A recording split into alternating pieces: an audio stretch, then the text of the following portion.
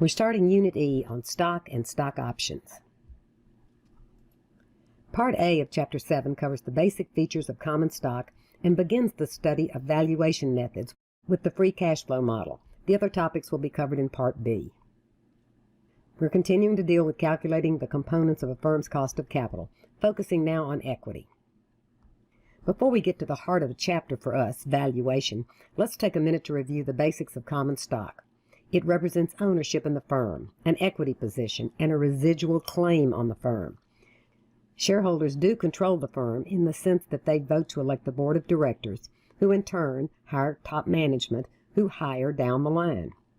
Managers are agents for the shareholder, and as such, their goal should be to maximize shareholder wealth, maximize the share price.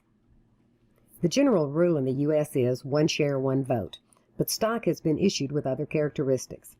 Founder shares have existed since Ford Motor Company, where the Ford family owns the founder's share. More than one vote per share, but restricted dividend rights. Other shares are termed Class A and have full dividend rights, but restricted voting, all designed to keep the Ford family in control of the company. Google followed this pattern when it went public, issuing founder stock with 10 votes each. Last year, Google stock split 2-for-1, but the second share given to the outsiders has no vote. GM has issued Class H shares to track Hughes Aircraft and Class E shares for Ross Perot's EDS. In general, tracking stock has not worked out as well as hoped in terms of tracking the performance of the division separate from the whole. We're going to look at 3 ways of valuing common stock: the free cash flow model in Part A, the dividend growth model, and firm multiples in the second half. We covered free cash flow back in Chapters 2 and 3. We'll cover the weighted average cost of capital in Chapter 9. For now, consider the weighted average cost of capital as the overall cost of capital for the firm.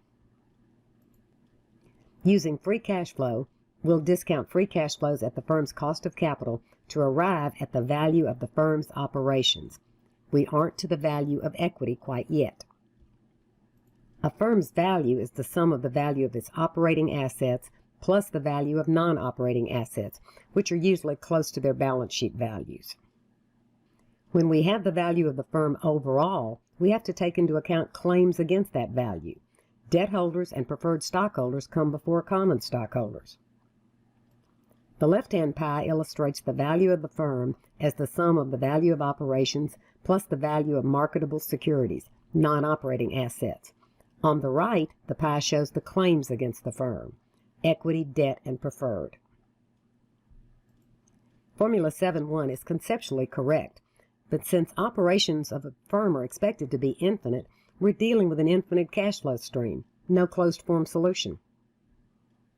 If free cash flows are expected to grow at a constant rate, then given free cash flow 1, we can find the expected free cash flow for any period in the future. This is going to allow us to greatly simplify this formula. Before we get to the simplified version, let's walk through the steps that get us there.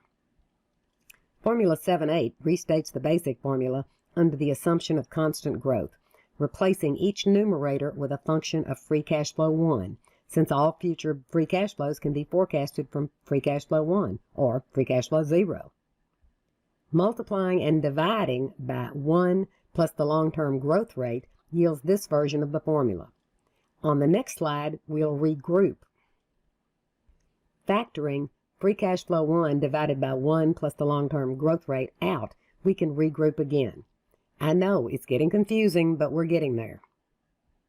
The question is, what happens to 1 plus the growth rate divided by 1 plus the weighted average cost of capital if T gets large? It depends on the size of the growth rate relative to the cost of capital. If the constant growth rate is less than the cost of money, then the factor will be less than 1, and each successive free cash flow will be less. But what if the growth rate is larger than the cost of capital? A firm cannot support a long-term constant growth rate larger than their cost of capital. G must be less than the cost of capital, else the value of operations will theoretically grow to infinity. So where are we with a constant growth rate less than the cost of capital? With the growth rate less than the cost of capital and normal discounting, each term gets smaller and smaller, approaching 0. As shown on the slide, the sum will converge to 1. but our value of operations converges, but not to 1.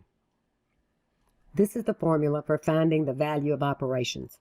We've made a generalizing assumption of constant growth and a growth rate less than the cost of capital, allowing us to convert the general equation to one that can actually be valued, with no infinity sign. If free cash flows are expected to grow at a constant rate of G from time 0 and afterwards, this is the same formula, simply beginning with cash flow 0 and growing it at the constant growth rate G. So here's an example from the mini case of valuing a firm using the free cash flow method. With the given data, we have all we need to find the value of the firm's stock. Free cash flow 0, $24 million. Cost of money, 11%. Constant growth rate, 5%. Short-term investments, $100 million. Debt, $200 million. Preferred stock, $50 million. Shares outstanding, $10 million. For our firm, the value of operations is $420 million.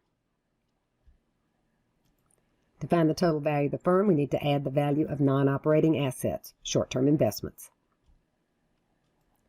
Given the total value of the firm is $520 million, now we need to subtract the claims of debt holders and preferred shareholders. Our result is the total value of equity, $270 million. Our last step is to divide the total value of equity by the number of shares outstanding to arrive at an estimate of the firm's share price, $27. That works fine as long as the free cash flow is expected to grow at a constant rate forever. What if it doesn't?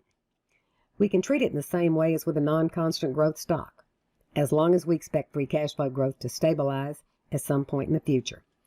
So let's look at this example. Free cash flow for 3 years will be non-constant. The figures are given. After year 3, growth will be constant. No change in the other data.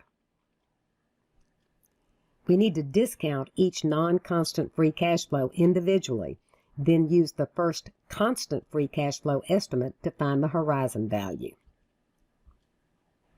Since growth is constant after year 3, we can use the general approach to value the non-constant free cash flows and then employ the constant growth model for the rest. The horizon value, or terminal value, is the value of operations at the time the firm goes to constant growth. The horizon value incorporates the value of all free cash flows into the future, indefinitely. Note that the horizon value formula is just our basic equation, 710, applied to find the value at a time other than time 0. The constant growth model formula is not only usable to find the value at time 0, it can be used to find the value at any point in the future, as long as growth from that point forward can be assumed to be constant. Note that free cash flow 4 is used to find the value of operations at time 3. Remember our basic discounted cash flow model from your undergrad finance class. P0 is equal to D1 divided by quantity R minus G. That formula implies that using D1 incorporates the value of D1 and all future dividends. In the same sense, the horizon value at any point in time incorporates the value of the next dividend or free cash flow and all beyond that. So horizon value 3 accounts for free cash flow 4 and all beyond it. Thus, we can find the value of operations when free cash flows are uneven by discounting the forecasted free cash flows up to the time the growth becomes constant, then use the horizon value to forecast the value at that constant growth point. Shown on this timeline. Discount each non-constant free cash flow individually. Add the horizon value to the last non-constant free cash flow and discount both back to time 0. Sum the present values. Be aware that you can solve this in your calculator's cash flow worksheet, but you've got to set up the timeline values first to find the cash flows to enter. Be especially careful with the horizon value. It has to be added to the last non-constant cash flow for discounting. The main thing to remember about the free cash flow method, constant or non-constant growth, is that the result of the first round of calculations is the value of operations. There's more to be done before you get to the value of a share of stock. Add non-operating assets. Subtract the value of debt. Subtract the value of preferred stock. Now you have the value of equity, divide by the number of shares. Using our previously given data and method, we arrive at a revised stock price of $33.07. The question arises as to how much of the firm's value derives from short-term versus long-term cash flows. The horizon value at time 3 represents the value of all cash flows from year 4 forward, discounted back to time 3. We found our value of operations at time 0 is $480.67. The horizon value at time 3 is $612.50. Discounting the horizon value to time 0 yields $447.855, the portion of the firm's total value of operations contributed by long-term cash flows. This finishes our answer, showing that 93% of the firm's value of operations comes from cash flows after time 3, long-term. So if the value of the firm depends more on long-term cash flows, why is there so much focus on quarterly earning? Most importantly, strong earnings are a positive signal to the market, and in addition, managers often have bonuses tied to quarterly earnings, and that can be a very strong incentive. This ends Chapter 7, Part A. In Part B, we'll continue our look at the free cash flow model and continue to the dividend growth model and look at preferred stock.